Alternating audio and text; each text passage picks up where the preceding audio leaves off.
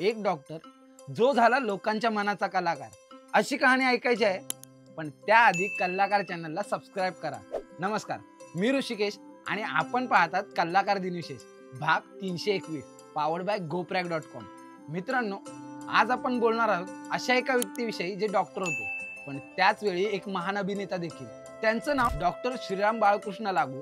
यांचा जन्म 16 नोव्हेंबर 1927 रोजी सातारा येथे झाला. मराठी रंगभूमीचे नटसम्राट म्हणून त्यांना ओळखले जाते. अभिनयाच्या तीव्र ओढीमुळे त्यांनी वयाच्या 42 वर्षी डॉक्टरकी पेशा सोडून दिला आणि पूर्ण वेळ अभिनय क्षेत्रात प्रवेश केला. 1969 मध्ये वसंत कानेटकर लिखित इथे ओशाळला मृत्यू या नाटकातून त्यांनी व्यावसायिक रंगभूमीवर पदार्पण केले. नटसम्राट या नाटकातील नटवरी आप्पासाहेब बेलवलकर यांची भूमिका हे त्यांच्या कारकिर्दीतील एक महत्त्वपूर्ण आणि अविस्मरणीय ठरली. या भूमिकेमुळे त्यांना नटसम्राट म्हणून ओळख मिळाली. अभिनयासोबतच त्यांनी अनेक नाटकांचे दिग्दर्शनही केले. डॉक्टर श्रीराम लागू यांनी केवळ रंगभूमीच नव्हे तर चित्रपटसृष्टीतही मोठा ठसा उमटवला. मराठी चित्रपटांमध्ये पिंजरा हा त्यांचा प्रसिद्ध चित्रपट आहे. यातील त्यांची मास्तर ही भूमिका खूप गाजली. सामना, सिंहासन, मुक्ता यांसारख्या चित्रपटात त्यांनी दमदार भूमिका साकारल्या. त्यांनी हिंदी चित्रपटसृष्टीतही सुमारे 125 पेक्षा जास्त चित्रपटांमध्ये काम केले. त्यांनी एकूण हिंदी मराठी मिळून सुमारे 250हून अधिक चित्रपटांमध्ये काम केले. हिंदी चित्रपट घरोंदासाठी त्यांना फिल्मफेअर अवॉर्ड, 1997 मध्ये कालिदास सन्मान, 2006 मध्ये मास्टर दीनानाथ मंगेशकर पुरस्कार,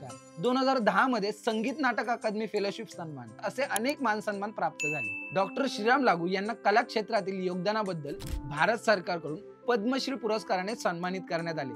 डॉक्टर लागू हे मराठी हिंदी कला विश्वातील एक दिग्गज, विचारवंत आणि पुरोगामी अभिनेता म्हणून आजही सर्वांच्या हृदयात आहेत. मित्रांनो, हा व्हिडिओ आवडला असेल तर लाईक करा, शेअर करा. अशाच ज्ञानवर्धक दिनविशेषांसाठी आपल्या विद्यार्थी मित्रांनी तयार केलेल्या कलाकार चॅनलला सबस्क्राईब करा. इंस्टाग्राम, फेसबुक पेजला फॉलो करा आणि बघत राहा कलाकार दिनविशेष पॉवर्ड बाय GoPrack.com.